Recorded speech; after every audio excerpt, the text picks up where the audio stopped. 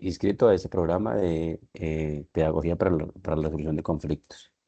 Bueno, a continuación pasaré a exponer esta actividad número 4, actividad final, que es el rol del mediador. Bueno, a continuación compartiré mi pantalla. Entonces, importante antes de empezar la explicación sobre esta actividad, sobre el rol del mediador, importante tener tres conceptos eh, básicos, ¿sí? Primero, que es conflicto; segundo, arbitraje; y tercero, mediación. Bueno, entendemos que el conflicto, ¿sí? Son no es simplemente, no es ni violencia, ni es guerra, sino esos choques de diferencia, esos choques culturales, esas historias, esos momentos, esas situaciones y esas formas de vida en que diferentes personas perciben y ven el diario vivir. ¿Sí? Entonces, tener eso muy en cuenta. Entender, bueno, saber si el conflicto es bueno o es malo, como anteriormente lo decíamos.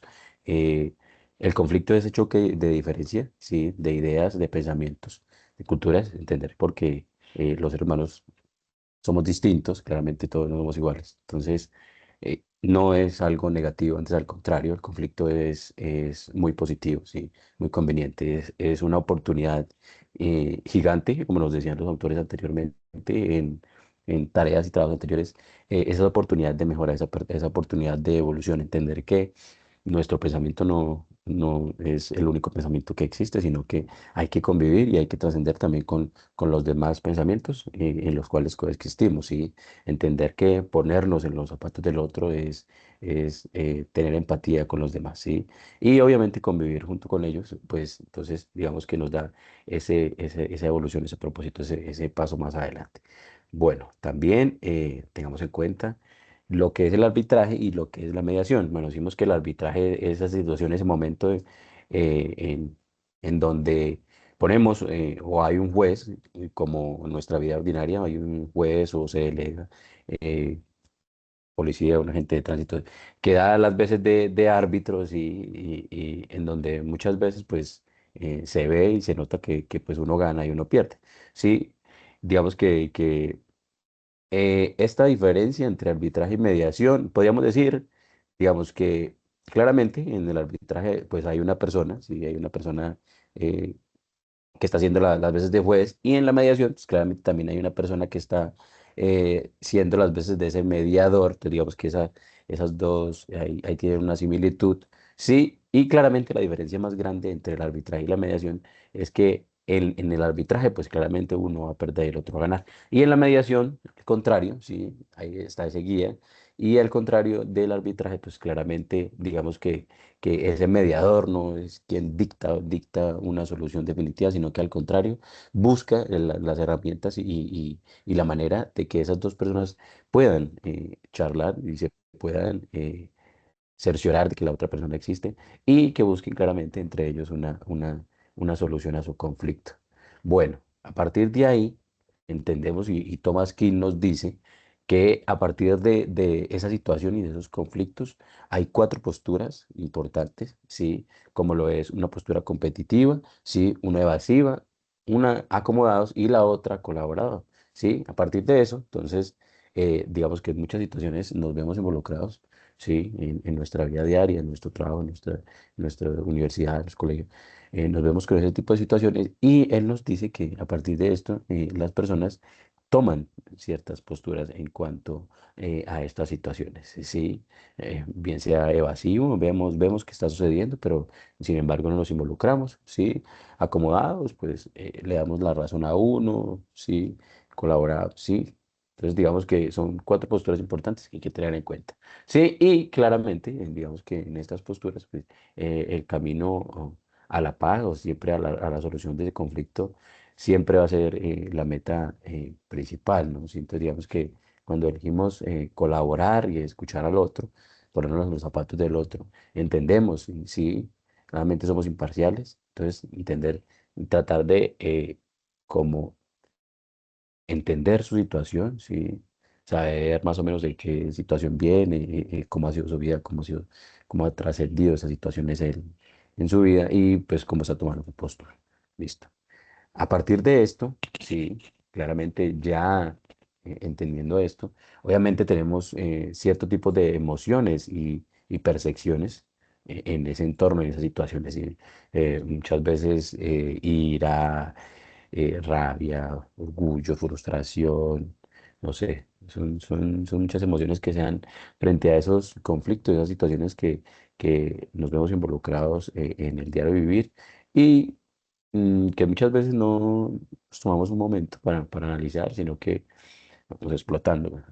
Sí, entonces digamos que esas emociones, esas percepciones hay que eh, tratar de entender, sí, entender cómo evolucionan, sí, claramente, obviamente no reteniendo, sino antes al contrario, buscando un mecanismo para tratar de sanar, de- del cambio, de la mejora, sí.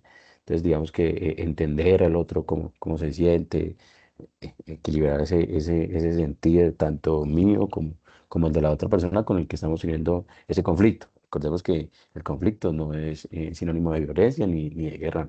Ante al contrario, el conflicto es esa diferencia de pensamiento que tenemos todas las personas.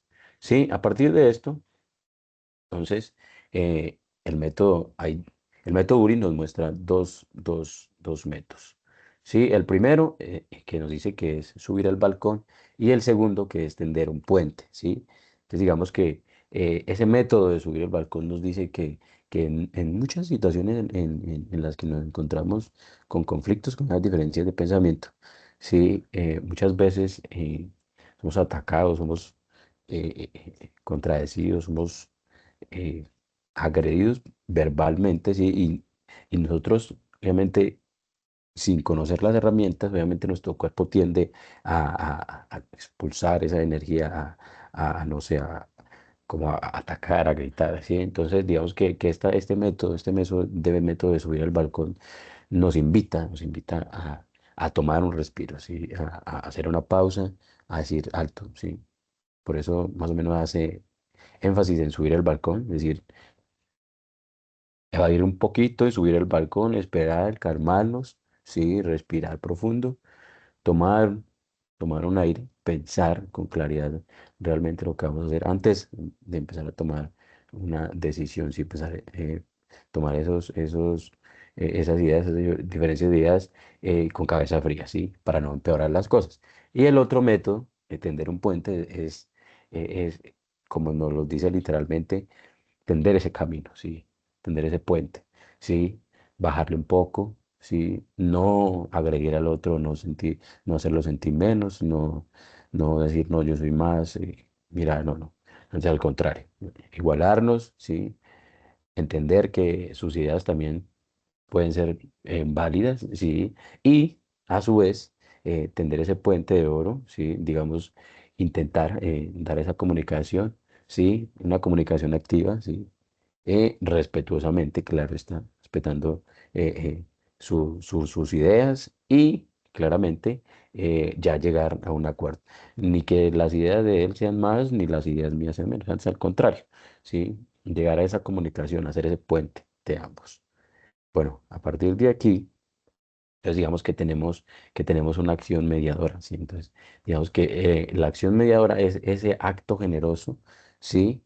De acompañar a esas personas, de intermediar, ¿sí? Entre esas personas, claramente tomando una postura de no juzgamiento, una postura muy imparcial, ¿sí? Obviamente nada de juzgar las ideas de los demás, antes al contrario, respetarlas, ¿sí? Y obviamente escucharlos, sí, claro está. Digamos, ¿por qué? ¿Y por qué se da de pronto esta acción mediadora? Claro está, porque muchas veces todas las personas no tienen las herramientas adecuadas y no saben cómo manejar esos conflictos, esas diferencias de ideas y pues buscamos una persona, obviamente, que nos pueda escuchar de forma imparcial, ¿sí? Obviamente aceptando que no podemos solucionar nuestros conflictos con las demás personas. Bueno, a partir de ahí, entonces digamos que cuáles son los principios y las metas de un mediador, ¿sí?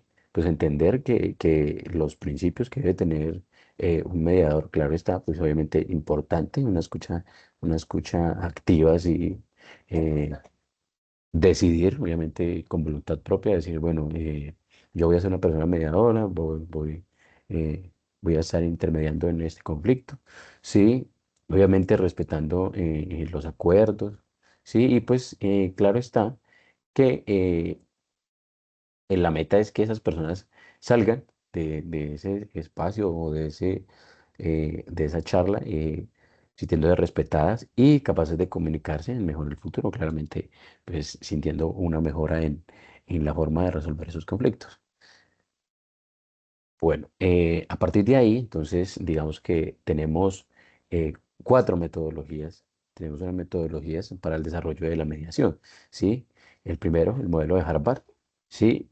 Que busca una solución práctica y beneficiosa, mutuos, ¿sí? Un modelo transformativo, ¿sí? Importante, importante entender que no es eh, solamente aceptar ese pacto o tener un pacto, sino que es importante, digamos, ya ir profundizar más en las emociones, ¿sí? En cómo sanar y en cómo transformar esa relación humana.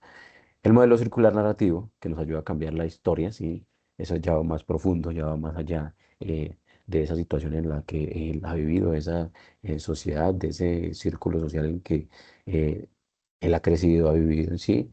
Y tener en cuenta ya esto, obviamente, con más comprensión. El modelo interdisciplinario y comunitario, es decir, esas fuerzas de psicología y lo social para sanar.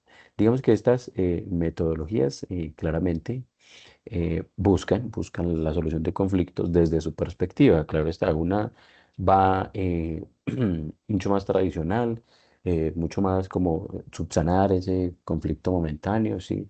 Y otras claramente ya buscan mucho más allá, más profundo en sanar esas relaciones interpersonales con los demás, ver sus emociones, tener en cuenta en qué tipo de sociedad ha vivido, tener más comprensión. Entonces, digamos que eso busca este tipo de metodologías.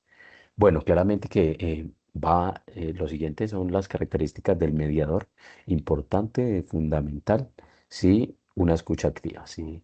¿Y por qué es importante y fundamental una escucha activa? Claro está, ¿por qué? Porque está siendo esa persona imparcial, esa persona del centro, sí, entender y escuchar efectivamente tanto lo que dice una persona de buena manera como lo que dice la otra persona. Empatía, tener empatía por el conflicto, por esa diferencia de pensamiento. Sí, paciencia, fundamental. La paciencia, porque digamos que no siempre los conflictos son muy básicos o muy sencillos, sino al contrario. Hay personas que están llenas de ira y de enojo, entonces digamos que puede llegar a presentarse cierto tipo de situación. Entonces es importante tener paciencia en ese momento de mediador.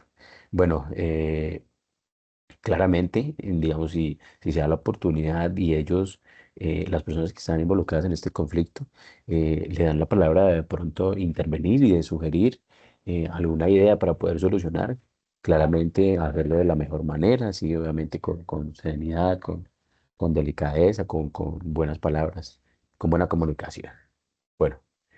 eh, y por último, claro está, las conclusiones, sí, digamos que fundamental entender en ese ámbito del rol del mediador eh, que estas herramientas que nos brinda es fundamental transmitirlas, sí, entonces, digamos, transmitir, que el conocimiento es para eso, para transmitirlo a las demás personas, ponerlo en práctica, sí, y a su vez, claramente transmitirlo, sí. ¿Para qué? Pues entendiendo que el conflicto no es violencia ni guerra, sino que es esa diferencia de pensamientos y entender eso es fundamental, sí. Entonces, digamos que el conflicto no es lo malo, sino entender que cuando hablamos de conflicto, decir no es que